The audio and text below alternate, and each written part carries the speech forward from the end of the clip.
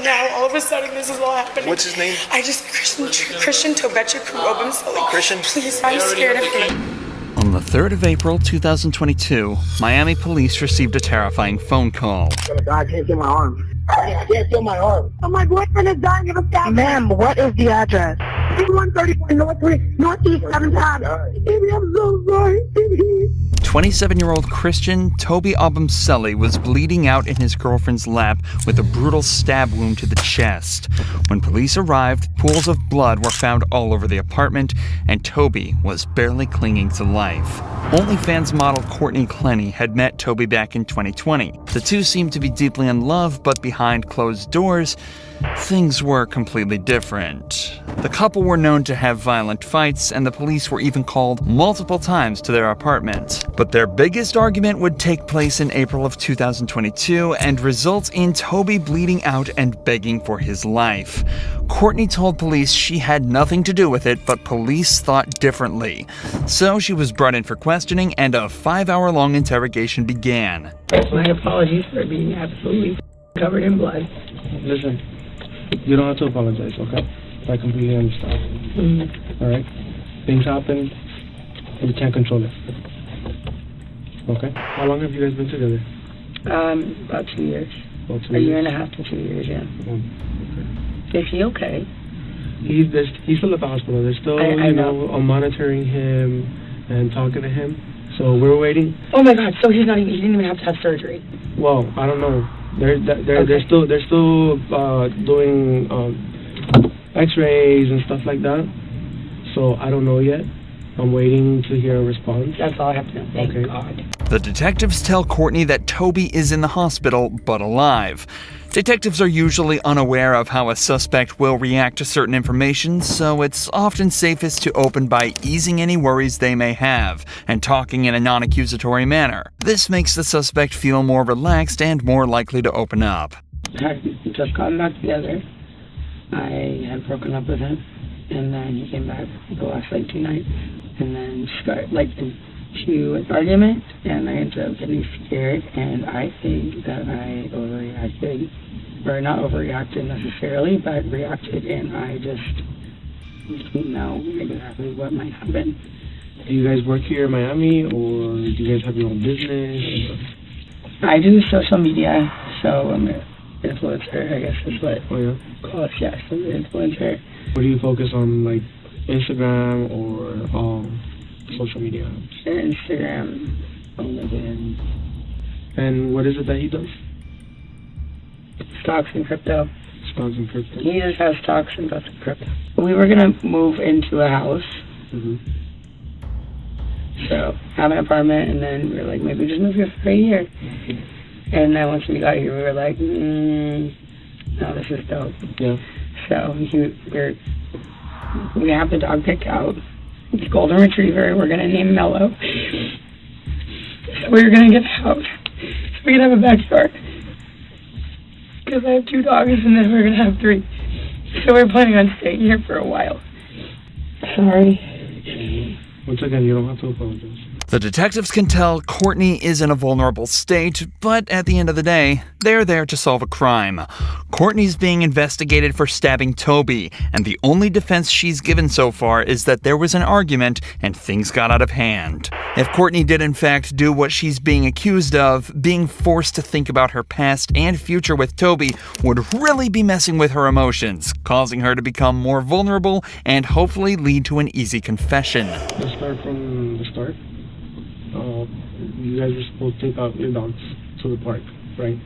And then what happened after that? Like I said, a little bit blur. I was doing laundry and tried to call my mom. She didn't answer the first time. And then he left. I guess he went to go bike over there. That's just what he said. I don't know if he walked or biked, but he told me he was going to bike first. Like a bicycle? Yeah. Okay. And then he came back with a Subway sandwich, and I said something about oh, are you gonna reshare your location with me? Did you unshare it? And he said, yeah, I unshared it. And I was like, oh, when did you do that? And he goes, the other day, when you were done with me. And I was like, okay, well, fair enough. Reshare it. And then he told, they kind of like turned into like a little like argument or something. And then he told me to reach your mind, and I was like, okay, yeah, I will. And then I didn't do it immediately. He asked me about it again, and I don't know what I was thinking, but it just said something about, well, what if I'm somewhere you don't want me to be? Which I wouldn't have been. I love him, but maybe you don't want to know where I am. I guess maybe it'll just like hurt him because he was pressing me, and he ended up pinning me against the wall. I said like choking me on the floor. It's just like they were looking at my neck, and I was like, I'm not saying like choking me like, whatever, but he had my like neck, like and this happened twice before, where I couldn't breathe and I was on the floor. Yeah. I could not breathe, and I don't think that he is trying to kill me, but I was scared, and all 3 times I have been scared. I'm on the floor, and he had me pinned. Get my mom on the phone. So this happened like over by the door, and somehow moved like over in the living room.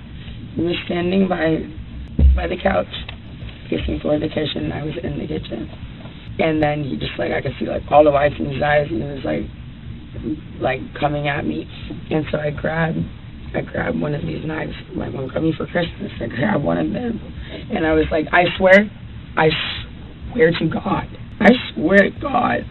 it was just like I grab and be like, don't come anywhere closer to me, because earlier I was having 2 other times I couldn't breathe. I'm sorry, I couldn't breathe, and it's very scary. And I just think like this kind of thing where I was saying like, do you know if he's okay? If he's choking me and he's angry enough, he might like, this is different, I think. But if he's like choking me or like pinning me or something and I can't breathe, he might go too long. So I grabbed my knife and I said, don't come anywhere closer to me. I had absolutely no intention of using it. I'm on the phone with my mom, and he's coming at me like he's going to grab either the phone or like the knife or something. And so I was just like, I was like, don't come any closer. It's coming at me, and I threw it. And I meant for it to go. How far away was he? Well, I was by my fridge, and he was like by the edge of one of the chairs of the sofa.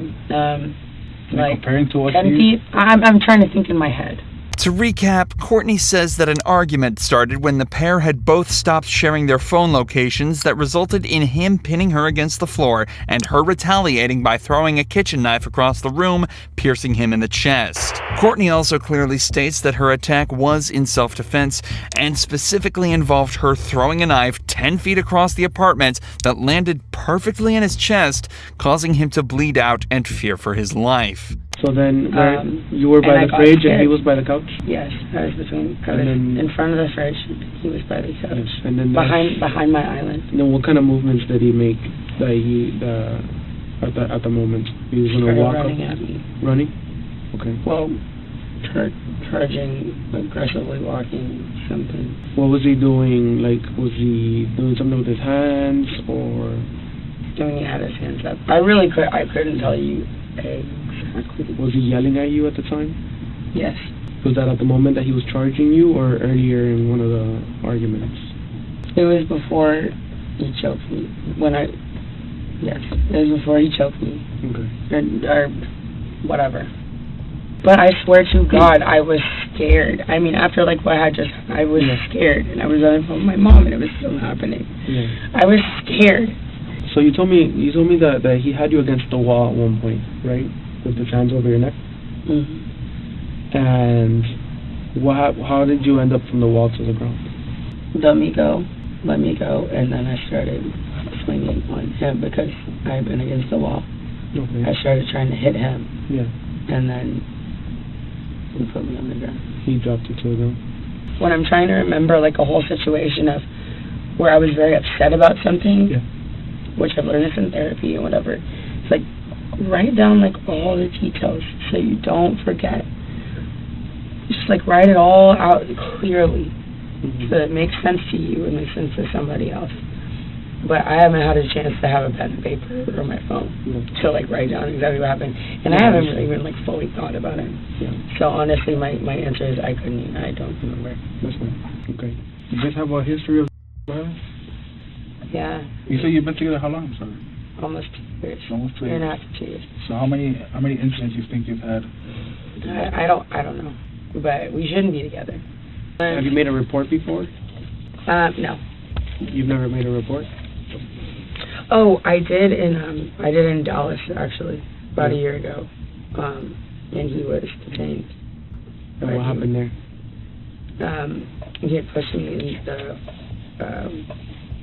lobby, but it wasn't like a big deal, and they made it a huge deal.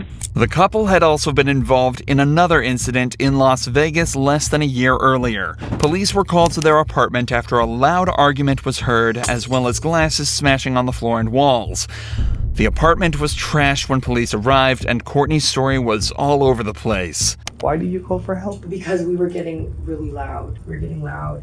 And I was like, oh my God, we're gonna like do damage to the room or something. Not damage to each other. Like I really want to like. Why would you highlight think? that. Why would you think that you were gonna do damage to the room? I like throwing something or like. Did you throw something? Did I? Yeah. No. Did anybody throw anything? No. So why would you think that there is damage to the room to be made? Because I've done that before in our house, and I. What have you done?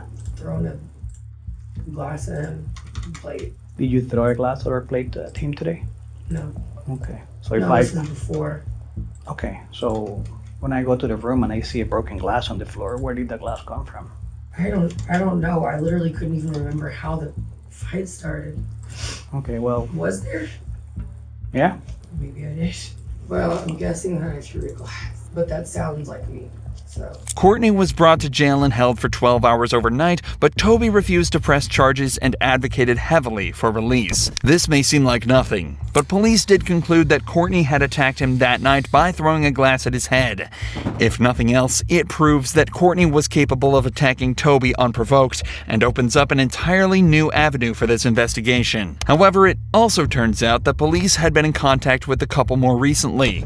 In fact, they'd actually been called by security to their apartment the day before the attack. But the cops have been up there one other time yesterday for absolutely no reason. Absolutely none. They harassed not the police, but security guards from the office, like young security guards. Okay. Came up for no reason.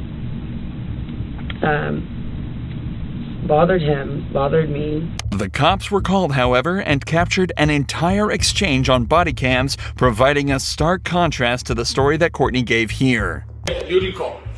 I didn't. Nobody. I called. You called. What? Okay. What's going on? Okay, hold on, man. Let him talk. Okay. Yeah, hold on. Okay. Go ahead. The front desk personnel, she informed us that Miss Courtney, her boyfriend, was trying to get into the elevator.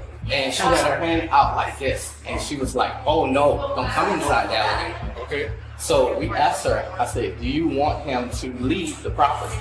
She said no, she don't want him to. I did not say that. I said yes. Hold on. Courtney, what's going on? What do you need? What? Yeah, good. My boyfriend.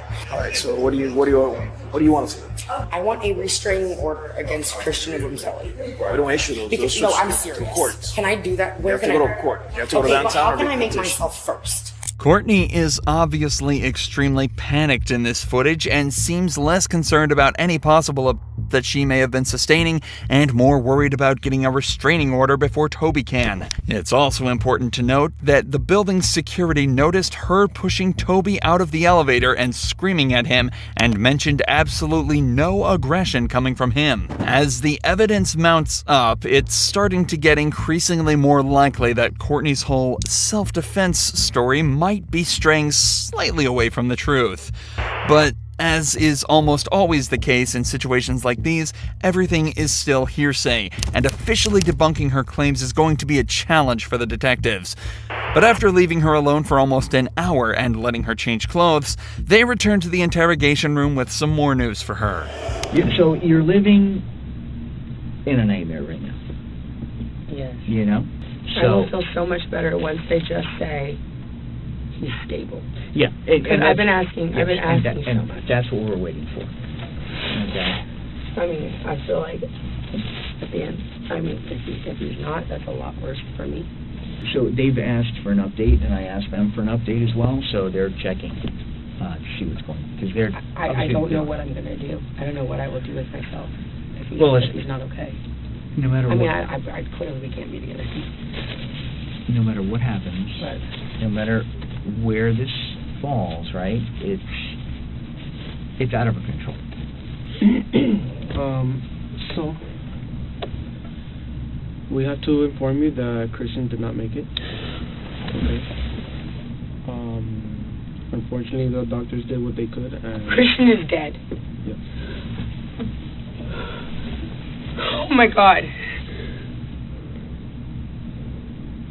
This is not real, right? Okay. No, there's no way. Christian died? Can I please have a hug? Am I allowed to do that in here? Sure. Yeah. Okay. Relax. You'll be fine. No. Calm down. Calm down. Calm down. Take deep breaths. I need to hug my mom. I cannot be left alone in like a room by myself. You won't be. After this. No, that's not true. That's not real, right? It is real. Christian is dead. Yes. They're not gonna lie. The last thing he ate was Subway. What I was saying to that other room, I said, God forbid, when like from far away, what if it had accidentally hit a little bit lower and he died? So we can't change what's occurred and get him before. So just step by step. So you'll get through this, all right? It's easy to tell by the detectives' reactions that they're fairly convinced what happened was indeed self-defense. In fact, one of them was even talking earlier about how he's sure she'd be allowed home that night and that everything was going to be fine. So it obviously wasn't hard for her lawyer to convince them officially that she wasn't guilty and she was let off without any charges. But remember, the detectives weren't aware of any of the evidence mentioned so far. All they know is what Courtney told them. So as time went on, evidence started to mount up, and the Abumseli's case was starting to become stronger and stronger. The body cam videos started to become publicly available, and the true nature of her previous arrests came to light. There were also unflattering videos such as this one showing her drunk in public just days after her release. Yeah, and they're seeking justice. Typing, sir? Yeah, What? let's all videotape her. Right now, you should go. Yeah, you should go. Because you just killed her boyfriend. Yeah, you did. Yeah, and yeah. Yeah, okay, cool. Sure, people make mistakes and drink too much. But when you're seen acting like this in public just days after bawling your eyes out in an interrogation room, you don't exactly get painted in the best light. Just days later, footage secretly recorded by Toby was found on his phone displaying Courtney violently screaming at him, using aggressive language, hitting him across the face, and using racial slurs. You literally talked to her without telling me! Courtney, I was on a bike ride and she passed me and I said hi. You and Courtney are having a live chat. My bad, I forgot to tell you that. That doesn't make you to act and call me a You're Yes, thank you. Coming from Courtney, thank you. I want you to get away from me! So due to this and many other accounts stating that Courtney was well and truly the one, she was officially taken to court by Toby's family. This is where the final nail in the coffin was delivered by a medical examiner who'd observed Toby's body and come to a conclusion. Now, based on the information you received that the defendant was alleged to have thrown this knife, do your observations support that? If the person who supposedly did this is an expert knife thrower, and the knife is the type of knife that you can throw, I guess that could have happened. Did you receive any information that the defendant was a knife thrower? No. So based on that fact that you did not receive that information, would it support that? No. And what would you expect to see a knife do if someone just flung it at somebody? It would just hit the body and bounce off. Now, as a result of this case, did you come to a cause, or did you make a determination as to the cause and manner of death? Yes. Could you please explain those to the court? The cause of death was stab wound of right subclavian artery. The manner of death was homicide. As of April 2023, Courtney is currently awaiting what's become one of the most anticipated trials in modern history. She faces life in prison on account of second-degree murder with all of the evidence stacked against her. It's not looking good for her as we prepare to see if she'll be spending the rest of her life behind bars.